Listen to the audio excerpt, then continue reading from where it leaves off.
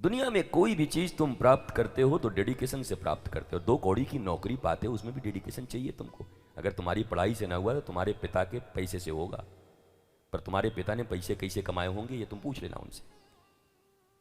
अगर डोनेशन भी देंगे या कहीं इधर उधर करके कुछ करेंगे तो उन्होंने कैसे कमाया होगा जरा ये भी पूछ लेना।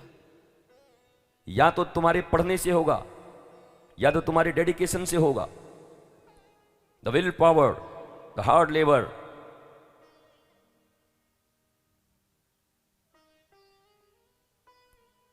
और या तो फिर व्यवस्था बन जाए अगर इधर उधर की कुछ, तो उनके चाचा के, मामा के, नाना के, काकी के, दादा के साले हमारे वहां पर हैं उस ऑफिस में, तो कुछ बात बन जाएगी। फिर माल टाल दे के बात बन जाएगी तुम्हारी। पर मेरे प्यारे भारतवासियों, एक बार चिंता करो। हम सब छोटे छोटे बच्चे थे, अब आप बड़े हो गए, कोई जवान हो गया, कोई बूढ़ा हो गया, कोई जाने वाला है। तुम्हारे सामने ही तुम्हारे कितने अपने चले गए। तुम रोए भी बहुत होगे, वो भी तुम्हारी मूर्खता थी, रो अपने लिए। तेरा क्या होगा कालिया, वो तो गया। कभी रोते नहीं किसी और के लिए। मनुष्य की जिंदगी तुम्हें मिली और पशुओं की तरह तुम जी रहे हो। न तुम्हारे जीवन में सेटिस्फैक्शन है, न जीवन में एक परफेक्ट स्माइल है। एयर होस्टेस की स्माइल है तुम्हारे पास, बस मजदूरी और मजबूरी की। पर कृष्ण का स्माइल नहीं है तुम्हारे पास। विपरीत से विपरीत परिस्थितियों में भी मुस्कुराने की कला तुम्हारे पास नहीं है।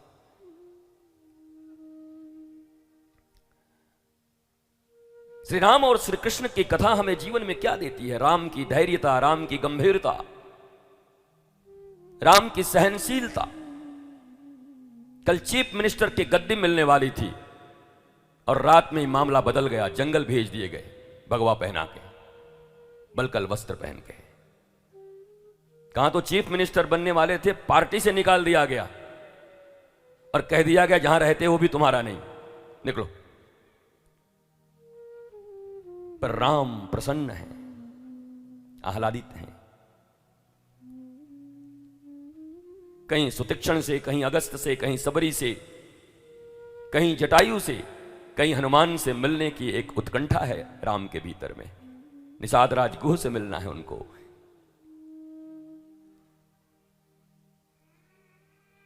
इसलिए मां कौशल्या जब पूछती है कि बेटा कल तो तुम्हारा, आज तो तुम्हारा तिलक है, बोला हाँ, बस थोड़ा कार्यक्रम बदल गया मैया। बोला क्या? बोला पिताजी पहले छोटा राज्य दे रहे थे, अब थोड़ा बड़ा कर दिए। बोला मतलब? पिता दीन मोहि कानन राजू, अयोध्या बड़ा छोटा है। बोला फिर? बोला पूरा इस पृथ्वी पर, भारत पर जितने भी जल और स्थल में जितने भी जंगल हैं वो सब मुझे दे दिया मेरे पिता ने। इतना बड़ा राज्य दे दिया। भरत थोड़ा छोटा है तो उसको छोटा राज्य दिए।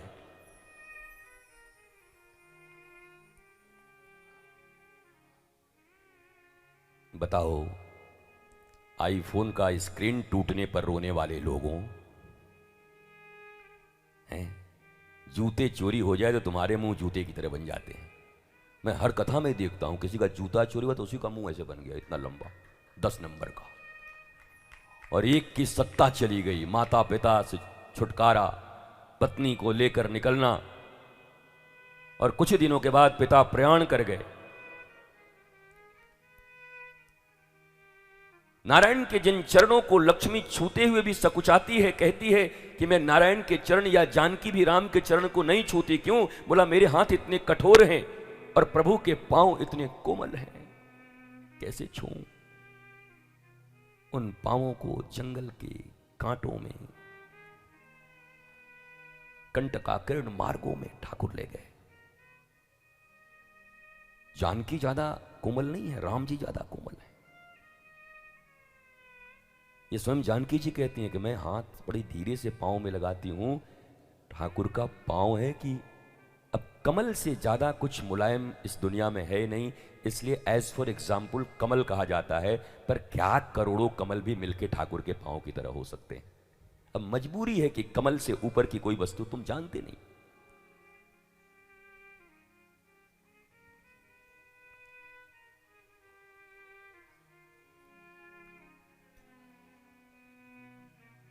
तो ऐसी विपरीत परिस्थितियों में भी कौन धैर्य को रख सकता है? क्योंकि गुरु वशिष्ठ ने भगवान राम को नीचे शिष्य की तरह बिठा करके योग वासिष्ठ सुनाया था। हम अधूरी कथाएं जानते हैं। राम जी प्रश्न करते हैं, who am I, why I am here and what I am doing, please tell me. और वशिष्ठ फिर इसका उद्भेदन करते हैं, गुरु आप कौन हो आत्म रूप में, क्यों आए हो, क्या कर रहे हो, क्या करना है? भगवान जब लीला भी करते हैं ना तो सुपरस्टार की तरह करते हैं। ऐसा एक्टर दुनिया में कोई पैदा ना हुआ हो ब्रह्मांड में। अब ब्रह्मांड के मालिक हैं, ऐसा एक्टर कहां पैदा होगा बताओ? ठाकुर जी जब एक्टिंग करें तो कौन टिकेगा? फिर ये किरण ये सब कहां टिकेंगे बताओ?